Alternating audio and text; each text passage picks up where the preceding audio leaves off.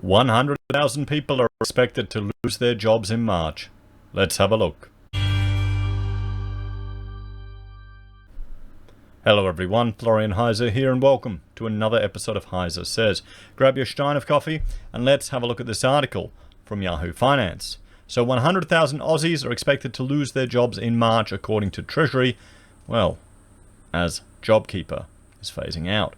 Now, just to refresh your memory, we can have a look here.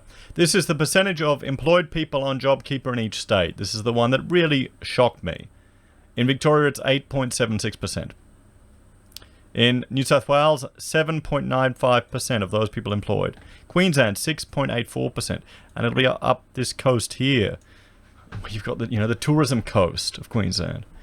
Darwin's 3.69. WA, 6.37. South Australia, 6.58.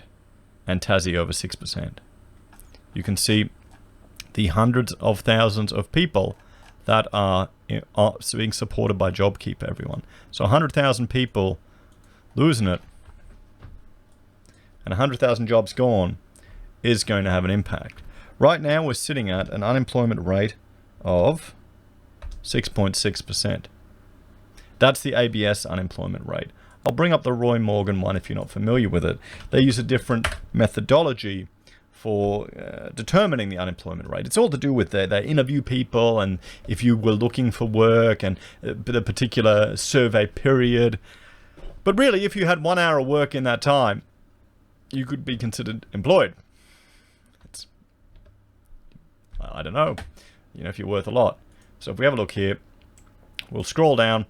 This is the number that's concerning. The combined unemployment and underemployment rate, according to Roy Morgan. You usually take the ABS guys, you double it to get the unemployment rate.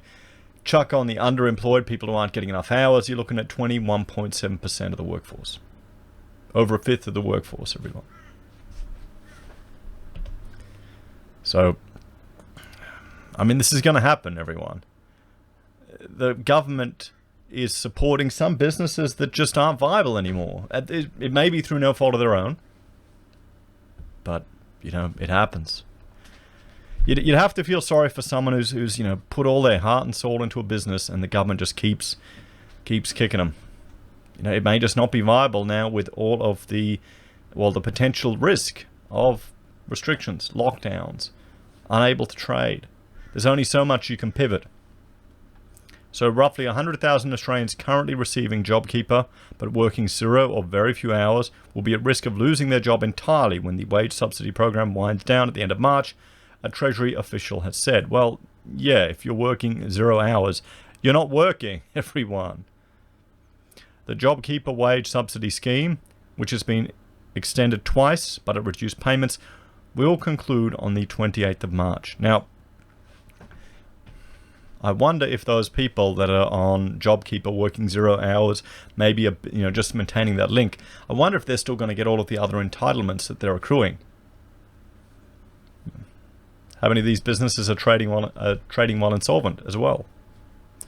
Speaking to a Senate committee on COVID-19 on Thursday, Treasury Secretary Stephen Kennedy said the introduction of the JobKeeper tier saw 2 million Aussies come off the scheme and retain their jobs, but said that the next move could result in lost jobs.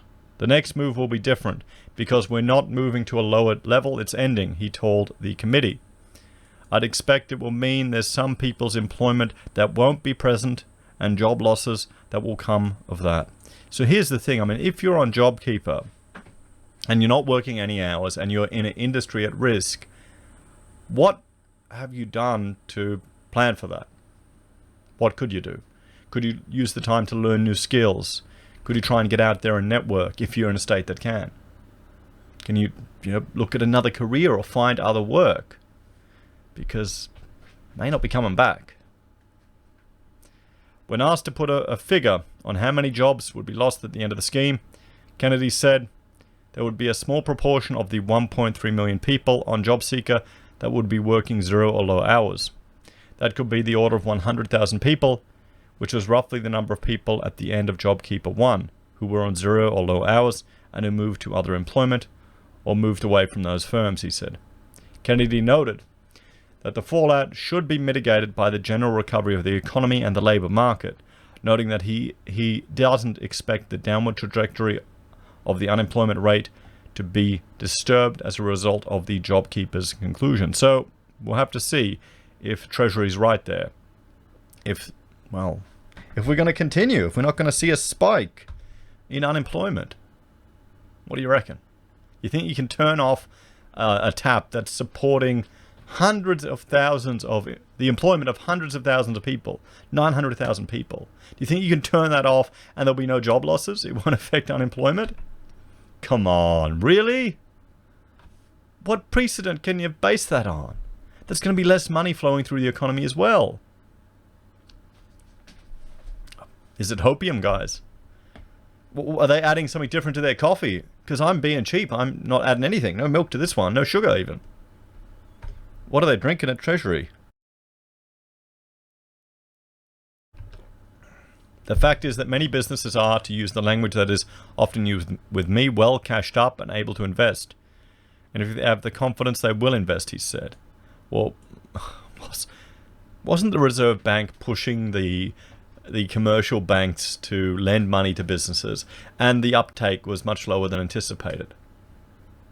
We're getting mixed messages here. How many businesses are cashed up? It's not the cashed up businesses that you have to worry about. It's the businesses that are going to have to let people go, that are going to go under. It's the businesses that have been required the trading while insolvent provisions to keep them going. It's the businesses that are dependent on this bloody JobKeeper thing to keep going. And the cashed up businesses, why the hell would you invest now? Why would you invest now? You're going to hold off to wait. You don't want to be the first one. Or am I being too sensible, guys? Do I just have to embrace the hopium and just let it flow over me and just spruik, spruik, spruik? The economy's going to the moon, guys. Don't be sensible. What do you reckon? However, industries that have been hit particularly hard, such as aviation, will still need ongoing support, he added, and tourism. But he said he was quietly confident that the broader economy's recovery was locked in. So it's locked in, guys. It's locked in. It's guaranteed. Guaranteed. Buy those 5 houses in negative gear. Guaranteed. Treasury said so. Our experts that run the economy for us, that manage it all for us. We can't let the invisible hand do it. No, we have to guide it. They're always, almost right. Almost right. Sure, they miss a few things sometimes, but they're right enough. Come on. They just have to be right enough for the next election, eh?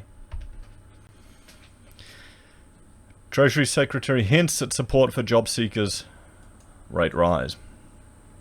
When asked by the committee chair, Senator Caddy Gallagher, whether he supported a permanent increase to the job seeker rate of roughly $40 a day, Kennedy refused to answer the question directly, but said he had advised the government of his views. I think it's a reasonable courtesy for me to allow the government to make its view on what that is, and for me to advise them through the appropriate cabinet processes, he said. The income support payments rate was less about supporting the economy and more about the inherent sufficiency of the payment itself, he indicated. I mean, it should just be simply tied to inflation. It shouldn't be a political issue to change it. It should be set at a level that's just pegged to inflation. That's it. So if cost of living goes up, it goes up. Maybe don't even peg it to entire inflation, just those that are the most important with regards to our cost of living. Why not? What's wrong with that? Then it doesn't become an issue. But there'll still be people pushing for it to be higher. But you have to remember, it's just an emergency temporary payment, everyone. It's not meant to be universal basic income. We don't want that. It never works. If you want UBI, it means every civil servant working for the welfare department is going to be fired and instantly put on UBI because we don't need them. Can you see that happening, guys? Or can you see 50 different versions of UPI, each for a specific special interest group evolving? What do you reckon? Come on. We all know what would happen.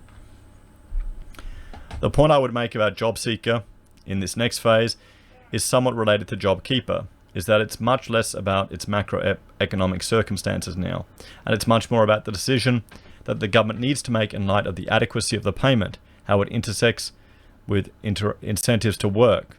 And I think that's all I'd say on it at this stage. Well, it's right. You don't want to disincentivize people from working and then be stuck in a multi-generational poverty trap where people have no role models that have worked. That's the worst thing.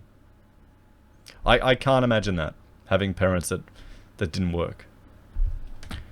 Prime Minister Scott Morrison, maybe that's my privilege right there. Because there'll be some people that don't have that. It's kind of sad. Prime Minister Scott Morrison, who faces opposition from business and social services groups, as well as RBA Governor Philip Lowe on this issue, has hinted several times that he is considering the matter. So there we have it, everyone. Potentially 100,000 jobs gone, but Treasury thinks the recovery of the economy is locked in. What do you think? Do you think it's locked in? We'll have to see. As always, guys, thanks for watching. Please like, share, and subscribe to the channel. If you're a fan and enjoy the content I create here, there are a few ways you can support us. You can join the channel on YouTube or Patreon. You can support us using our affiliate links from Amazon, eBay, Independent Reserve, or AussieBroadband. You can buy merch from HeiseSays, use Gold Pass from the Perth Mint, or support us via PayPal. You can also join MeetRx or SelfWealth, where you get 5 free share trades, and we'll get them too. Take care, guys. I'll see you next time. Bye for now.